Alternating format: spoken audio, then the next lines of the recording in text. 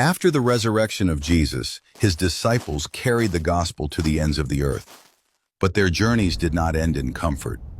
Most gave their very lives for the message they preached. Peter was taken to Rome, where he was crucified upside down, declaring himself unworthy to die in the same manner as his Lord. His brother Andrew was also crucified, bound to an X-shaped cross in Greece, continuing to preach as long as he could breathe. James, the son of Zebedee, was the first apostle to be martyred, killed by the sword under King Herod in Jerusalem. But John, his brother, though exiled to the island of Patmos, he lived to old age in Ephesus. Philip met his end in Hierapolis, crucified or stoned for his bold witness. Bartholomew, also called Nathanael, faced a gruesome death, flayed alive and then beheaded in Armenia. Thomas carried the gospel all the way to India, where he was pierced by spears. Matthew, the former tax collector, is remembered in Ethiopia, where some say he was stabbed to death, though others claim he died naturally after years of service.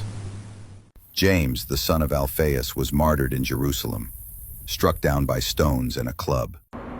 Thaddeus, also known as Jude, preached in Persia, where tradition says he was killed by arrows. Simon the Zealot also died in Persia, crucified or possibly sawn in two. And Matthias, chosen to replace Judas Iscariot, was stoned and then beheaded in Jerusalem. As for Judas, his story ended in despair. After betraying his Lord, he took his own life. Most of the apostles died as martyrs, yet they never denied the truth they had seen, the risen Christ. Only John survived to old age, testifying until the end. Well, here's the problem, because Jesus made it clear in the Gospels, Mark 10:35, that John would die a martyr's death.